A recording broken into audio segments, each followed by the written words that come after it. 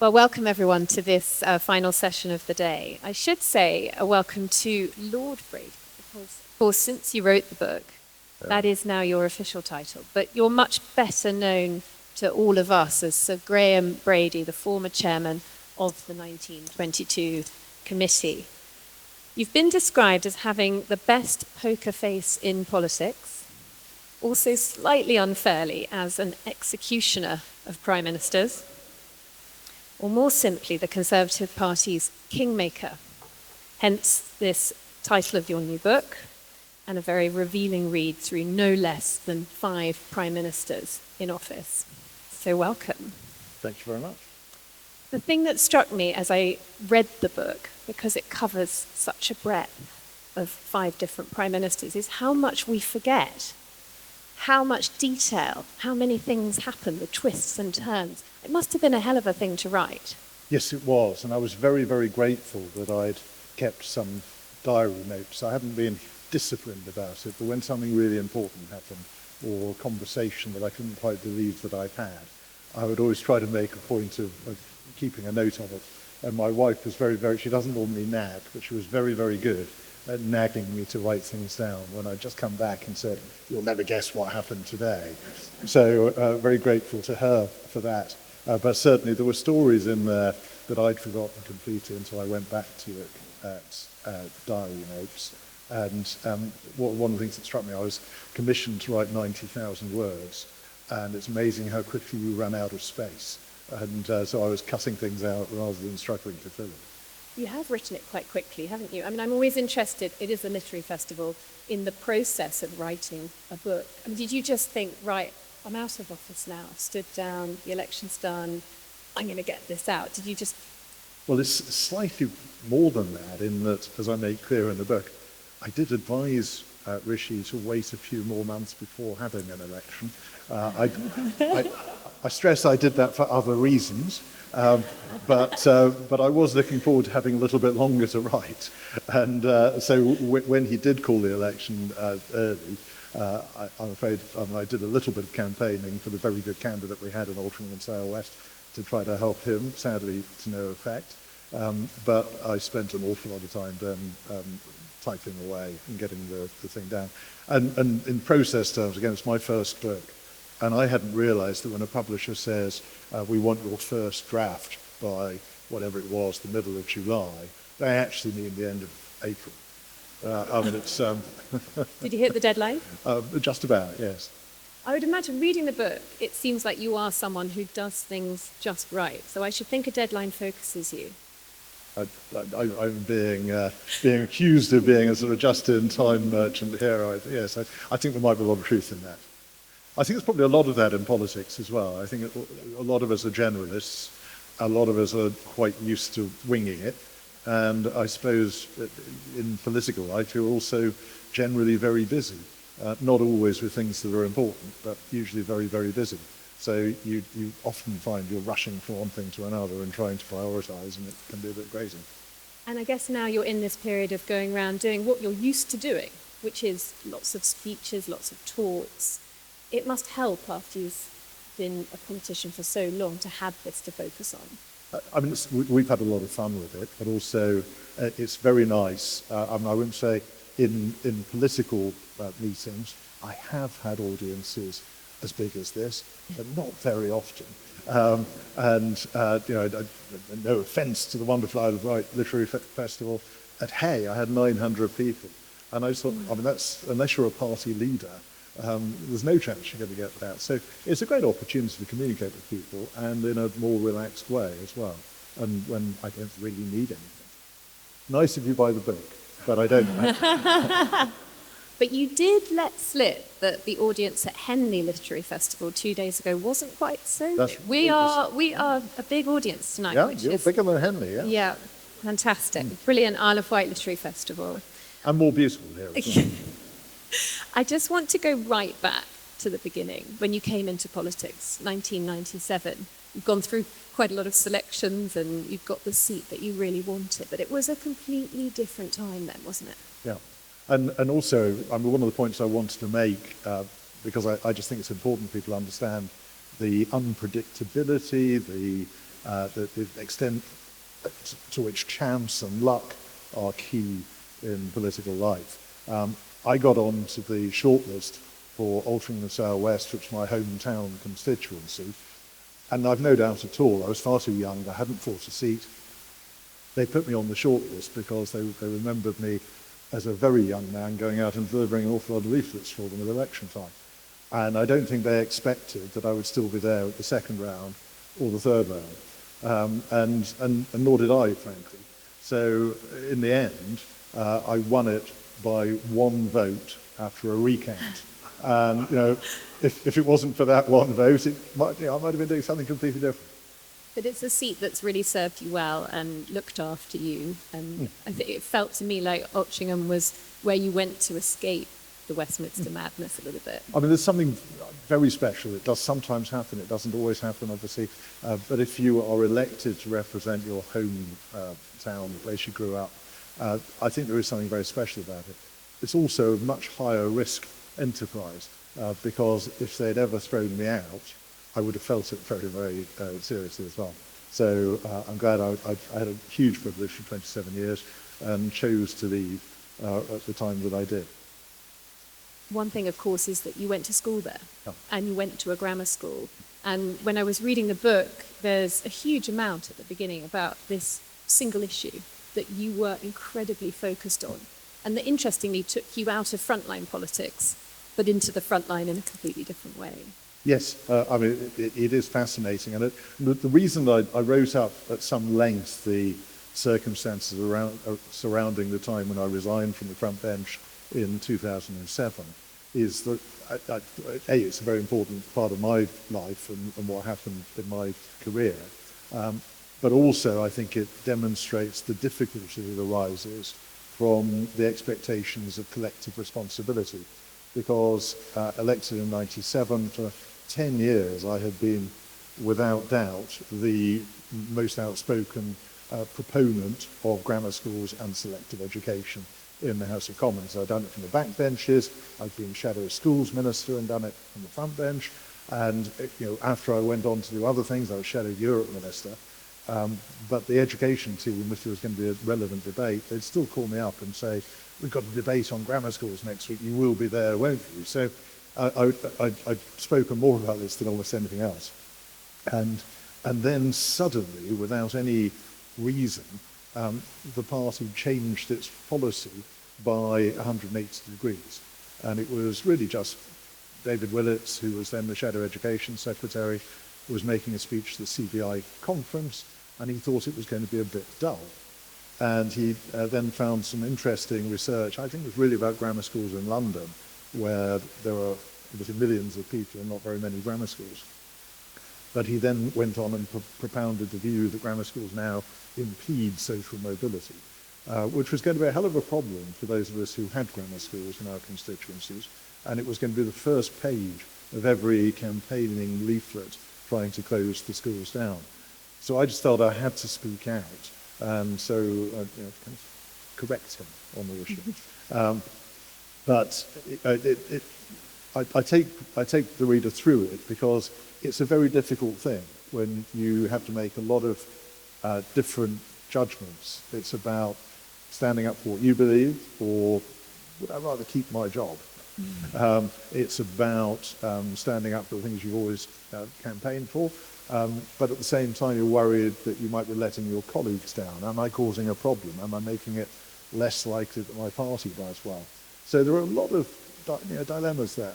And but anyway, I never doubted that I'd done the right thing.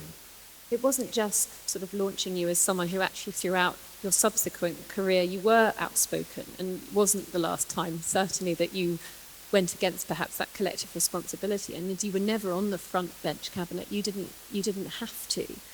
It also launched another theme in the book, which was this. I would just describe it as a bit of a feud, really, with David Cameron, your first Prime Minister. I mean, I didn't try to make it into a feud, but I just think David never really got over the fact that I'd stood up on this particular policy issue, and I think.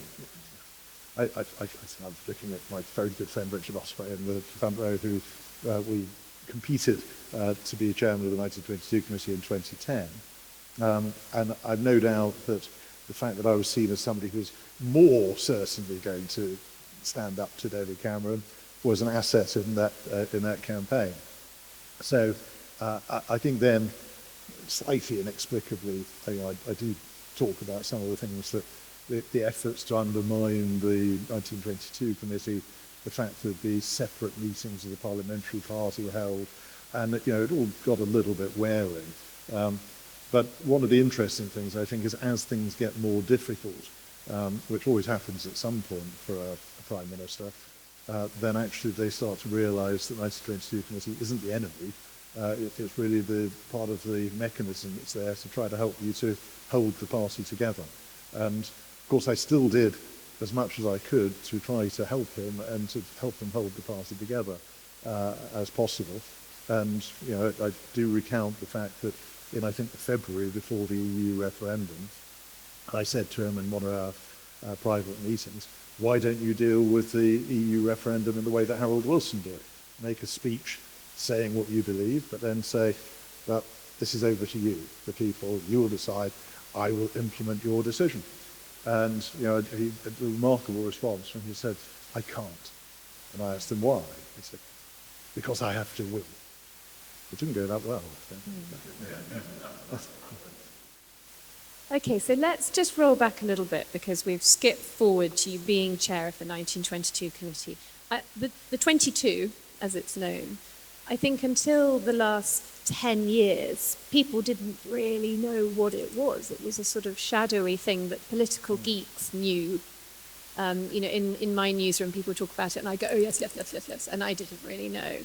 If you were explaining to someone in the pub what it is, what would you say? Essentially, it's the Parliamentary Conservative Party. It's just in the same way as the Labour Party has the PLP, the Parliamentary Labour Party. But that is less independent. The 1922 committee doesn't have ministers having voting rights in it when the party's in government, for instance. And we don't always, I think the PLP very often has the leader of the party attending on a routine basis. We deliberately kept a degree of independence and separation.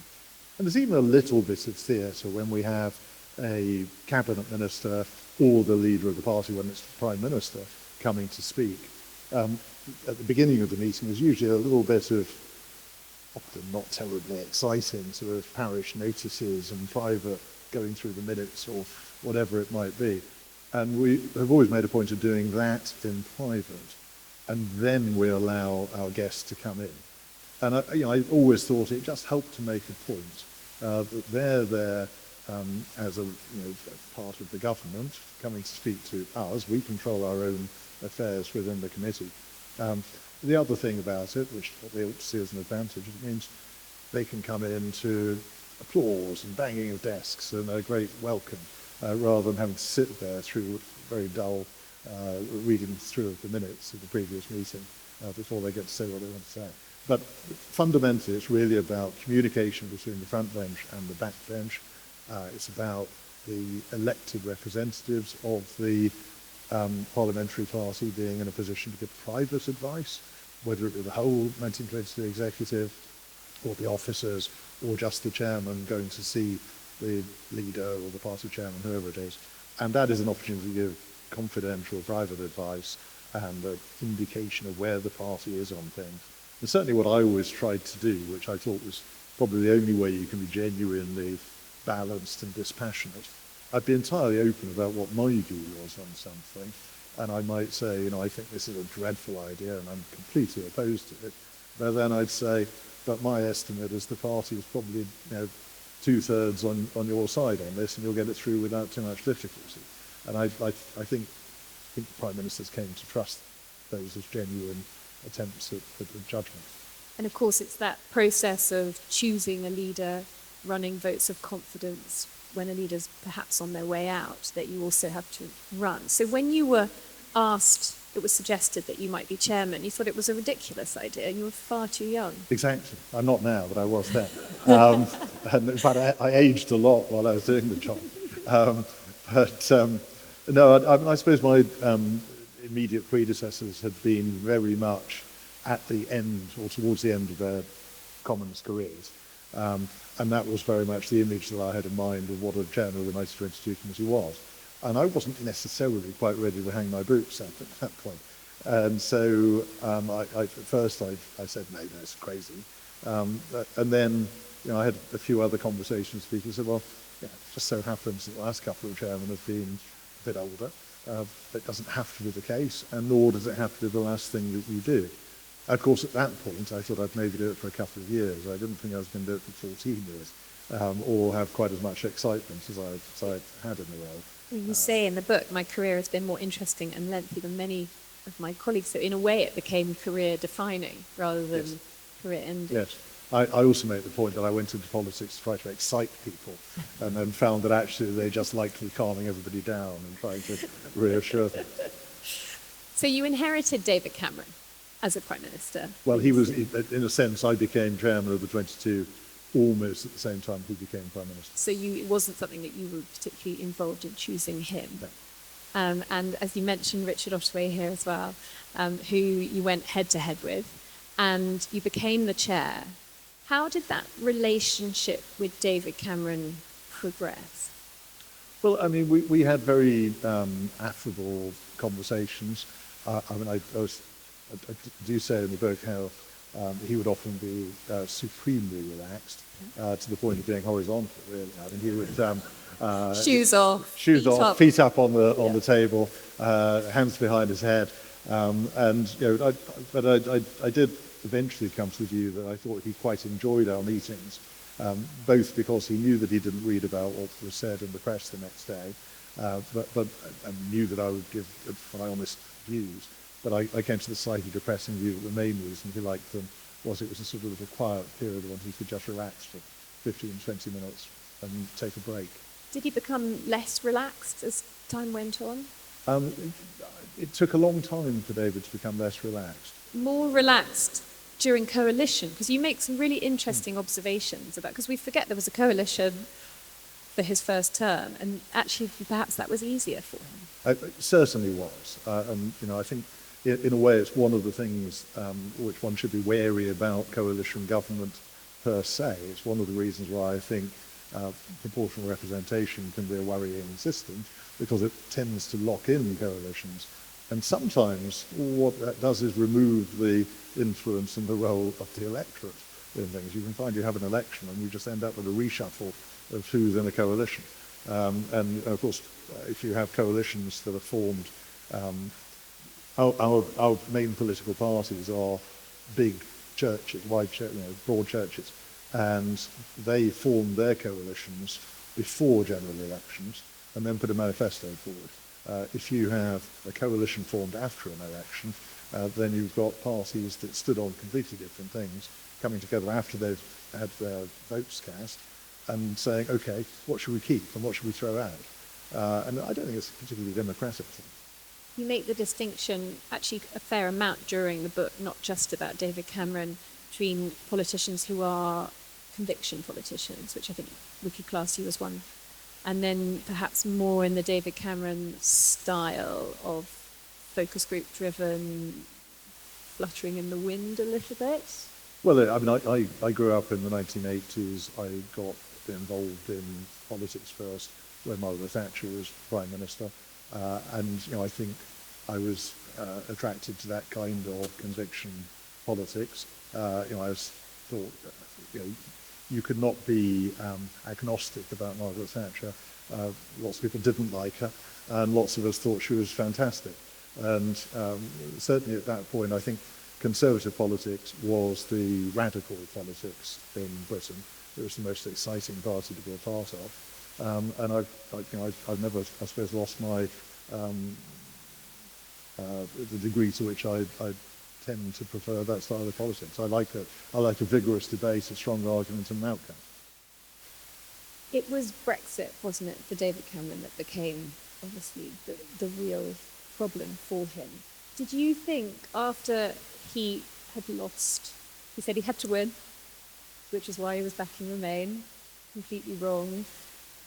When he resigned, and you say in the book that took even you by surprise, when that happened, Well, I mean, it more than took me by surprise, because throughout the referendum campaign, the British media had not been hanging on my every word to find out what I thought about what should be done. But they had all worked out that the day after the referendum, regardless of the result, might be a really bloody difficult day for the Conservative Party. So they had all booked me for the early morning media round, the morning after the referendum. And so I did dozens of interviews. I'm there on the GB News sofa. I did the Today programme. I did Radio Stoke and Radio Newcastle and the other one. And every single journalist started the interview by saying, so, Mr. Brady, isn't it now essential that David Cameron should resign as Prime Minister? To which my response was, on the contrary, in an inevitably turbulent, unpredictable time, it's essential that David Cameron should remain Prime Minister so we can have a period of calm and stability, make sure the markets settle, and the government can begin to chart a course for our departure from the European Union. And I'd done this about 20 times, where I find myself live on BBC television on the green opposite the Palace of Westminster, and I'm just trotting out this line, as I can see on the TV monitor in front of me, the door of number 10 Downing Street opening, David Cameron walking to a lectern, and the subtitle "Cameron resigns" appearing on the screen. And I think the journalist interviewing me was at least as taken aback as I was, and turned to me and said, so, in the new circumstances that we're facing, what do you think should happen?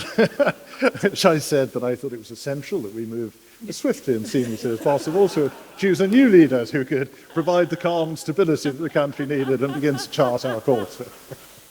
And all the while, your brain must have been making a checklist of things to do, what happens now, because this was going to be your first leadership, Prime Minister selection, election. So you must have been... And it's an interesting point as well that, of course, as chairman of the 1922 Committee, I was there at the interface between Parliament and government, and party and government. But at those moments, you also find the interface of the connection between the official state and party. And that was something that was quite fascinating. So, some conversations with cabinet secretaries, conversations with maybe the private secretaries of the monarch about what works on timetables. Where was Her Majesty going to be? Was it going to be, possible to have a Prime Minister going and resigning on a certain day and another one going along to be asked to form a government? So some of those things, I was learning. It was very useful to learn because I had to do it a few more times. Yeah. You got really good at it by the end. Theresa May, how much of a surprise was it to you? Well, I mean, by the time we had the candidates, if you like, the runners and riders, I wasn't that surprised that she won because whilst as returning officer I couldn't say where I might put my cross, I did consult my own constituency association, roughly 500 people, and I said it would be really nice just to know what they thought. And maybe 150 came back, and 75% of them said Theresa May. Wow. And I think it was about somebody who was seen as steady, somebody who'd been in office as Home Secretary for a long time. And I think people also quite liked the idea that she'd been, if you like, a gentle Remainer, but said she was very clearly and determinedly going to make sure that the referendum outcome was respected. But, if you asked me, Theresa and I made our maiden speeches on the same day in the same debate in opposing that Labour government's abolition of the assisted places scheme, which used to give bursaries to children with less affluent backgrounds to go to independent schools. And I worked with her on a shadow team subsequently as well. It never crossed my mind that she would be Prime Minister one day. But oddly again, I'd say one of the things that struck me and was actually quite pleasing in a way was that when she became Prime Minister, and when I would go and meet her as chairman of the 22, the stylistic difference between David Cameron with his stocking feet up on the table and Theresa and I would sit at a table and a tray would be brought with fine bone china teapots and teacups. And it was what immediately made me just crystallise the change for me. Yeah, that juxtaposition of characters. But you do slightly damningly, while saying she's an incredible public servant, you do say she simply does not have a way with people. Yeah. Well, nobody's ever argued with me on that subject, I think. So did you see the problems coming? I mean, you talk about her being a gentle Remainer. I remember thinking this is an impossible situation, that she was a Remainer.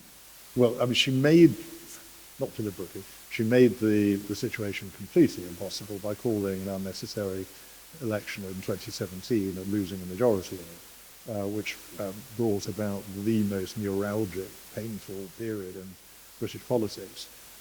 Before that, I thought it could have worked. And she was saying all of the right things. The Lancaster House speech, I remember, setting out her objectives. I came to see it that really the problem was she was too methodical and too determined to cross all the T's and dot all the I's, and it allowed things to spin out of control. And I've tried this out on a few people who were very senior diplomats involved in the process who agree with my premise. And this is where I say that I think sometimes you get the right Prime Minister at the wrong time. I think if we had Boris Johnson at that point, he would have bowled over to Brussels. He would have said, "We still love you. We still, we love your wine. We like your women, we want to be friends. We want to trade with you." And one of the things that a lot of us who were in favour of Brexit had said what we would like would be, for instance, an immediate reassurance to be given that EU citizens living in Britain would be fine. And I think that would have given us a kind of moral high ground. And so I think we could have achieved a broad brush, sort of Boris-like, slightly messy Brexit probably a lot more quickly. And if you look back at that point, things like the Irish border haven't really been escalated to the kind of apparently intractable problem that it became a couple of years later. I remember Bertie Ahern, the former Taoiseach, on the radio being interviewed about this, and I thought it was a beautiful Irish and British approach when he said, I think 90% of it can be done with technology. He said the other 10% we'll just turn a blind eye to it. It moved on quite a long way from that to the point where you really had to have every detail guaranteed. And so I think it was a shame. I think she was certainly the wrong character in the role at that point. Again, in her defence, I do make the opposite point about the response to COVID, when Theresa was asking some very sensible and analytical questions, things like, on what criteria will we decide to unlock the country again and start allowing people to live their lives again? Whereas Boris, I think, just realised everybody seemed to quite like being told what to do, and so he lent into it. Yeah, and actually the bit about COVID in your book was fascinating, because I think that behind the scenes, what was going on, and just reminding us how many decisions were made on our behalf so quickly. So Boris was your next Prime Minister. He got Brexit done. He got a huge majority. And then he just ran into this wall of COVID. And that was a disaster. Yes. And I think the initial lockdown was understandable. Nobody quite knew how serious the virus was at that point. But it should have ended much sooner. It certainly should have been mitigated much sooner, and the utter absurdity of repeating it time after time, which caused immense damage. And I think that almost every problem that the country faces now, and of course most other countries were just as stupid, Sweden being an honourable exception. But the damage that was done to mental health, the damage that was done to the economy, the damage that was done to the public finances, The fact that so many people decided that actually going to work wasn't that pleasant and they didn't think they'd do it again. There is an awful lot that we're still dealing with, and we seem to be bouncing back from it less well than a lot of the other countries that engaged in it very happily. Can I share one of the stories in the book? Of course. This is the perfect case in point of the stories that I would have forgotten if I hadn't written it down at the time. And this is the time I went to see Boris 8:30 one morning to tell him that Dominic Cummings had to be sacked. Essentially, we'd reached the point where colleagues were all receiving hundreds or thousands of letters and emails from angry constituents. And the initial response from number 10 was, oh, these are all Daily Mail readers, they're all, Daily Mirror readers, Daily Mirror and Guardian readers. We were supposed to be fine with it. But when you've been a Member of Parliament for a long time, you get to know quite a lot of your constituents. And certainly I knew from my mailbag, a lot of them were my supporters who were very, very angry about what was happening. It certainly wasn't just Daily Mirror readers. So I went to see Boris and said I thought we had to go. And Boris's response, he said, I regret. He said, you mean you don't accept Dom's version of events? And I said, and you pardon my French, I said, Boris, of course I don't accept Dom's version of events. It's obvious bullshit. I said, no sane person would get in a car with their wife and small child and drive for 30 miles to test their eyesight. To which Boris's response was, he's not sane.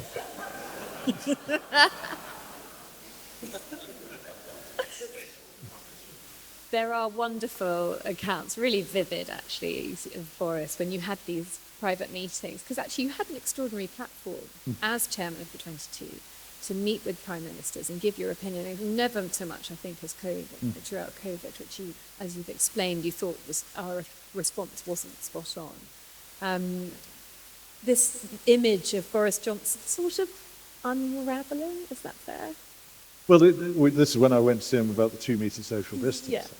Yeah. And it was the most remarkable thing, because I started off saying that we needed to get rid of the planned 2 metre social distancing.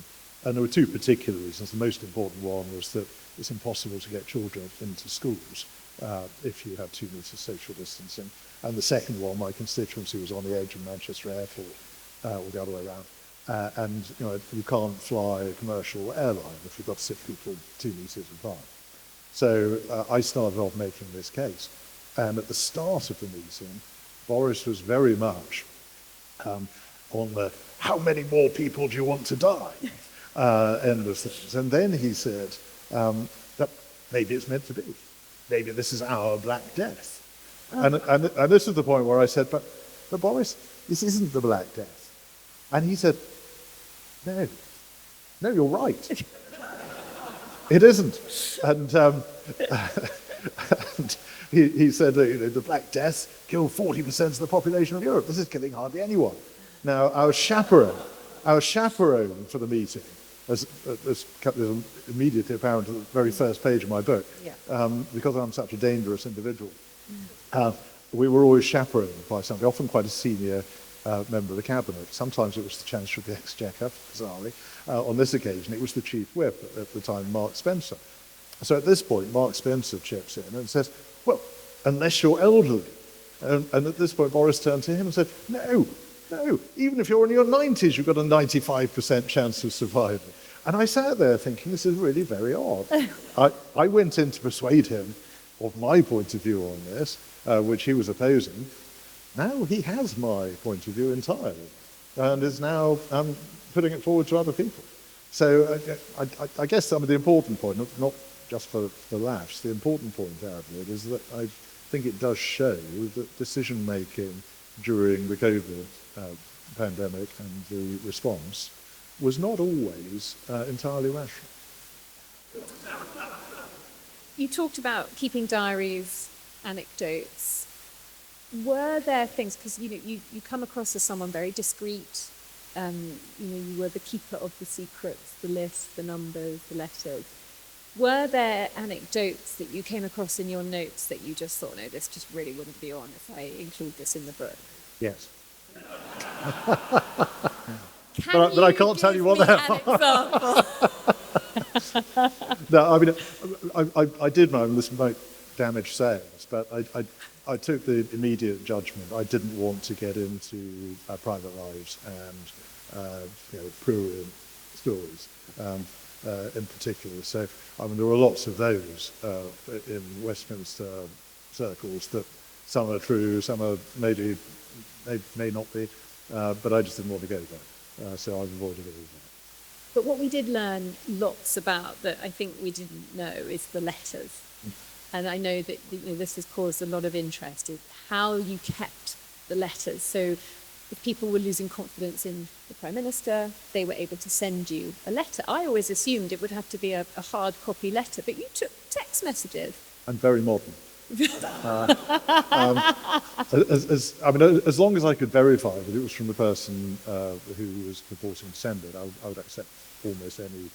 I didn't get any written on a fish or anything like that. But certainly I did have colleagues who were on select committee visits in Central Africa who would send me a text or send me a text and give me a call. So I would do that. But it was a fascinating challenge. But oddly, it was very, very early in my time as chairman of the 1922 committee that I realised that the only thing that I could say about these famous letters was nothing at all. And it was the political editor of The Spectator, James Forsyth, who was one of the more assiduous journalists, one of the few assiduous journalists around Westminster, actually, who very early after David Cameron had become Prime Minister, he called me and we had a long chat. We've been friendly for years. And then he said, the Colombo thing. Just one other thing. He said, have you had any letters calling for a confidence vote? And I said, I was new, I said, James, don't be absurd. He's only just become Prime Minister. So wind forward about 6 weeks. And we're having another long chat, and then he says, and that question about letters. And I said, Nick, I'm not going to go into that. He says, I see it's not absurd anymore. And it was a question that was to go on and on through leader after leader. Started with Theresa May, Theresa May, you said much more of this. My nerves would have been shot to hell. Well, that was the day when, of course, I knew that the colleague giving me a letter in the corridor outside the House of Commons Library, I knew that was the one that crossed the threshold. And so I bumped into the particular individual, I think a year ago, and I've just published the book. And we were chatting about this, and you said, famous poker face. So I said, I knew I couldn't let you see what had happened. He said, Graham, I could see immediately as the blood drained from your face. Can you tell us who it was? We can now, Scott Mann, of Cornish MP. But when I then walked calmly back to my office and closed the door, and I sat down at the table, and I put my head in my hands and just started trying to think calmly through what had to be done, who had to be told, and when, and how we would sort it out. And then 2 or 3 minutes later, there was a knock, knock, knock on the door, and a colleague came in and he said, Graham, that letter I gave you a couple of weeks ago, I said, I've been thinking about it, it's really not the time now, is it? I said, well, we're back. But during the course of the afternoon, it escalated again. But then, oddly, at the time, Theresa was in Warsaw at a NATO summit, and I couldn't talk to her straight away. My wonderful secretary, Sybil, who was completely discreet, had called number 10 to say that I would like to meet her the next day. And then I thought, well, there's nothing more I can do at the moment. The Treasurer's Department had a party going on at, I think it was Bonham's Auctioneers on Bond Street. And so I thought, well, on my way home, I'll pop in, have a glass of wine, chat to anybody there, and just try to calm down a bit. So I got onto the tube at Westminster Station, and it's 2 stops to Bond Street. And I went down the escalator, And as I came up the escalator at Bond Street Station, my mobile phone started to vibrate as though it was going to shake itself to pieces. And I had the whole of the press lobby messaging me. And clearly somebody at number 10 had leaked that I was seeking an urgent meeting with the Prime Minister. So I kind of managed to just about put them all off to the point that there was speculation, but there was nothing more. And we did manage to announce it at 8 a.m. the next morning without it being known before then. And it was pretty frenzied throughout the letters phase with Boris. But I'm just conscious of time, so I want to move on to a slightly shorter part of your book. Your next Prime Minister, Liz Truss. Well, I tried to spin it out as much as I could. Did you feel sorry for Liz Truss? I think it would be fair to say, and I say some mean things about prime ministers. I also try to be fair, and one of the things I think is important to say is they are doing a job which has immense pressure, even when things are going pretty well. If you've just had a fiscal event which starts to unravel almost immediately, and the whole world's calling for your head, and there are statements on urgent questions in the House of Commons and so on, I think the pressure is extreme. So yes, I felt sorry for all of them at various points in what they were dealing with, and Liz certainly, I saw her probably about 5 or 6 times during that 49-day tenure. And she was dealing with a crisis for most of that time. And it feels like the job of Prime Minister just got more and more difficult. So sort of Rishi Sunak, it was a really difficult one for Rishi, wasn't it? Well, I mean, Rishi took it on at a time when it was going to be difficult and probably impossible to turn things around. But I think all credit to Rishi and to Jeremy Hunt as Chancellor that they did calm things, reassure people, get inflation down, started to get things on the path to moving back into growth and so on. And in fact, did get to be moving back into growth. So I mean, my only criticism of Rishi, I suppose, as a politician, is that he did the necessary first step, which was to restore the stability. What we didn't see was the necessary political risks that might have been just a few policies that would excite people who might normally want to vote Conservative. And it was those damn letters, or the idea that they might exist, that brought forward that election, wasn't it? I don't know. I mean, I think I certainly heard people saying that they were concerned they were going to face that.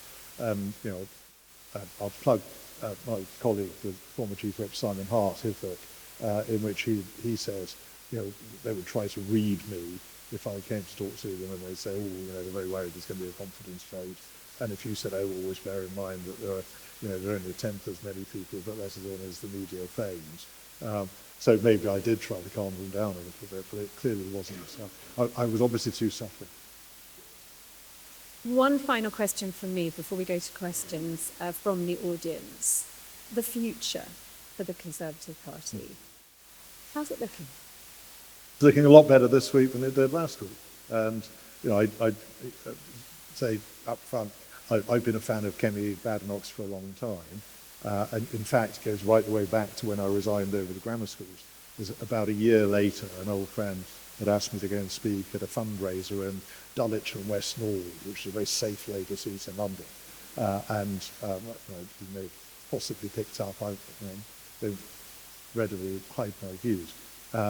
And so I did speak about grammar schools and how important they were and what the keys to social mobility and what a mistake it was for the Conservative Party not to support them. And the young candidate for Dulwich and West Norwood, no hope seat, was one Kemi Adegoke in those days, now Kemi Badenoch. And she did the vote of thanks.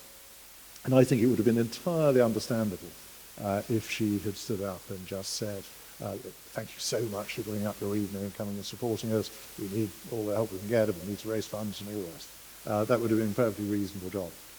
Instead of that, she stood up and said, and I just want to say how much I agree with Graham Brady about grammar schools and social mobility, and if the Conservative Party isn't a party of opportunity, then it's nothing.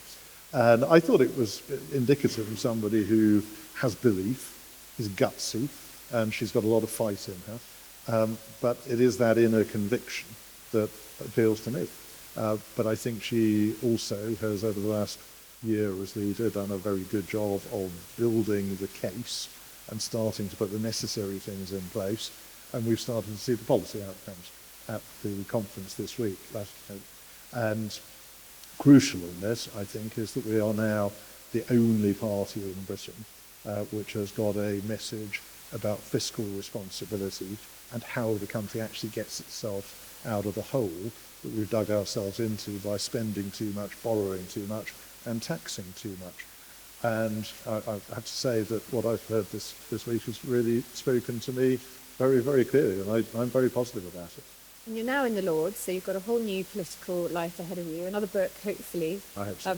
Lord Brady, thank you so much for talking to me. I'm going to open questions up. If you can keep questions quite short, we've got about 10, maybe 15 minutes, if people don't mind running over by 5 minutes. But keep questions quite short. Where should we... We've got a microphone coming round. Why have the voters fallen out of faith with the political elite and the political followers? Why do we not trust politicians anymore? I think there are quite a lot of reasons for that. I think that there has been too much focus group-driven politics, and I think that doesn't inspire people. I think that we've also seen too much of politicians promising things that they either knew they couldn't deliver or that they then found they couldn't deliver. And obviously people lose faith in that scenario. But I think there probably also are some other wider factors. I think things like social media have tended to lead people towards an expectation of instant gratification. And politics doesn't work like that. And I think one of the things which is really painful to watch, especially looking at over the years at younger colleagues, newer colleagues, ones who maybe haven't gone through it before, is the times when suddenly there's a great row bursts out on social media, and they then are getting hideous messages from thousands of people for something which they didn't decide to do. They don't really have any control over. So I think that probably the unrealistic expectations have contributed to it, but also underperformance by a lot of people in politics. And one of the things that I liked about the Conservative message this week from the conference, is I think the willingness to tell people things that they don't necessarily want to hear is one of the ways in which, as a politician, you can build a degree of trust. Because it's obvious that nobody wants spending to be cut on all sorts of things. But if we don't start to get to grips with our public spending, then we're never going to get back to a world where we have a healthily growing economy and we can afford to live well and have good services in the future. So I think maybe a little bit more straightness with the public from politicians, maybe a lot more is a good idea. The size of the Conservative Party now and the need to only have approximately 18 votes, when do you think Bob Blackman, your successor of the 22, will have his head in hand moment in the office? Sorry, I can't see where the questioner is. Thank you. Sorry, I could hear your voice. But, well, one of the things that, so obviously the book I try to make a lot of fun, but I also had some quite serious points in there.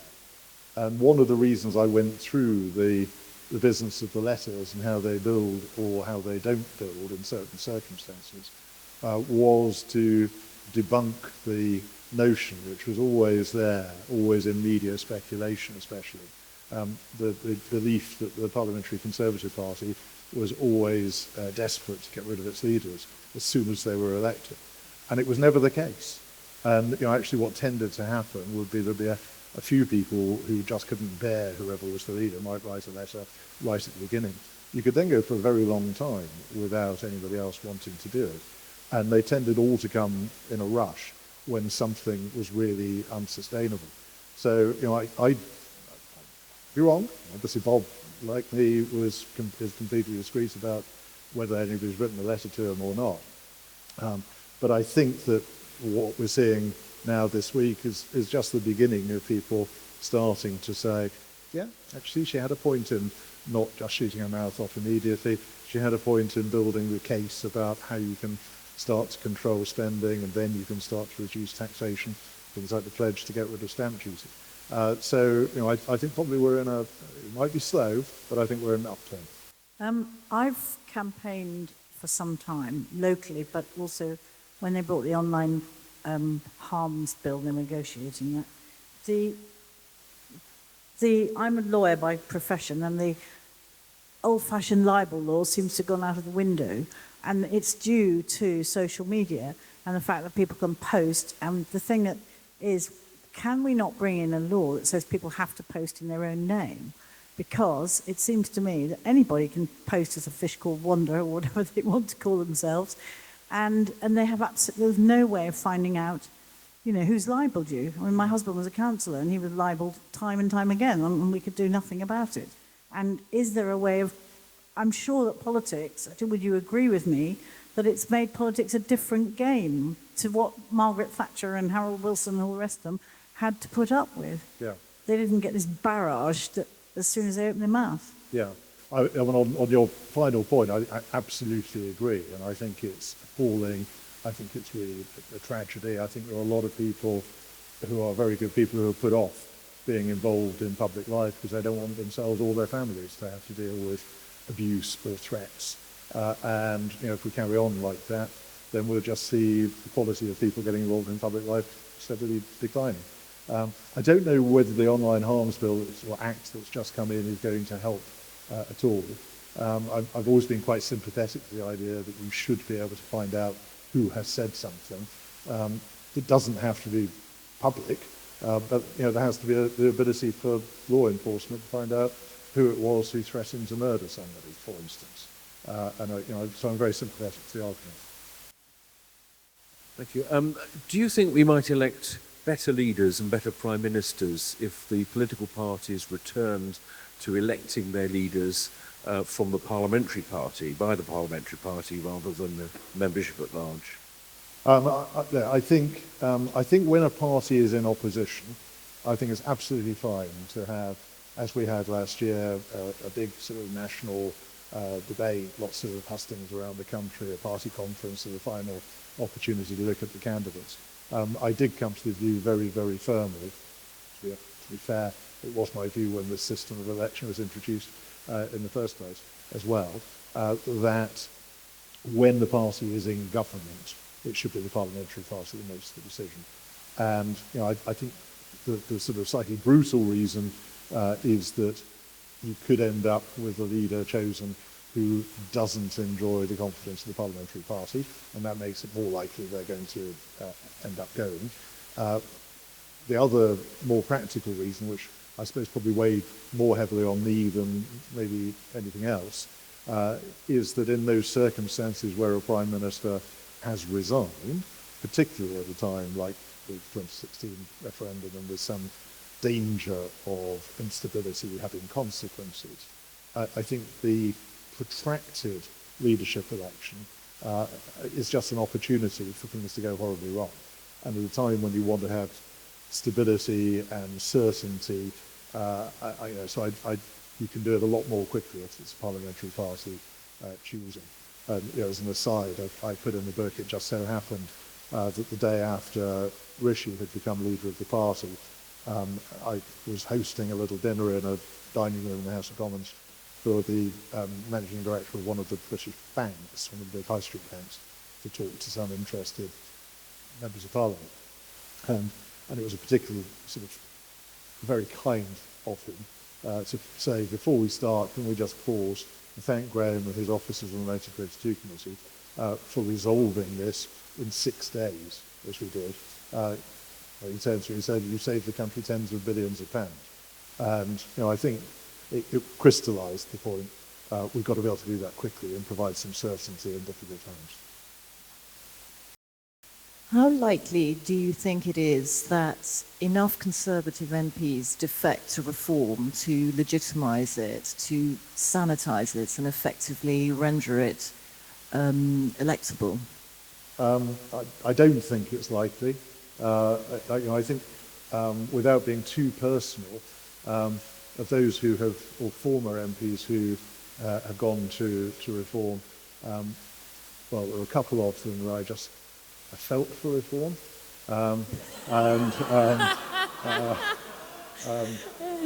It might be, I'd make a different point about Danny Kruger, who's, I think, a more serious person. I think Danny will be disappointed because if he thinks that Reform is actually a Conservative party, it certainly isn't when it comes to the economic policy of the country. And it's something, I think economics is going to be rising in salience as we come up to the next general election, because I'm afraid we can already see that this government is likely to make it worse rather than better. Similar question. You described the Tory party as being a broad church, and I just wondered whether you fear that there's a risk because of reform and a potential lurch to the right. No, I don't think so. But I think it's important to say, and oddly, some of you might have read Matthew Syed, the journalist who writes brilliantly in Times and Sunday Times, who recently announced that he's just joined the Conservative Party. Matthew made the point that there's been this narrative for years, the Conservative Party has been veering to the right. It's nonsense. Actually, the problems that we've had is we haven't been conservative. And certainly, to have the Conservative Party fighting the general election last year with the highest tax burden since the Second World War is just something that should never have been possible. And so, seeing what's being done now to bring us back to what is broad church, but clear, conservative, proper principles, I think is absolutely right. And if you look at the ECHR, for instance, where I just think that things have moved on so dramatically. And if you've had people like Lord Sumption, formerly of the Supreme Court, you have people like Jack Straw and David Blunkett, former Labour Home Secretaries, saying it's just unworkable if you don't do something about the ECHR and the other conventions that get in the way of returning people who come illegally to the country, then you can't do it. I think it's entirely conservative to look at the reality of what is happening and where the problems are, and to do what is necessary to restore our capacity as a country to make our own decisions in our own elected parliament. Well, Sir Graham Brady, Lord Brady, it's been absolutely brilliant. And thank you. I nearly got some little secrets and details out of you, which was my brief. But I've loved it. Thank you so much. Thank you for coming to the island. And yeah. Thank you. Thank you. A lot of fun.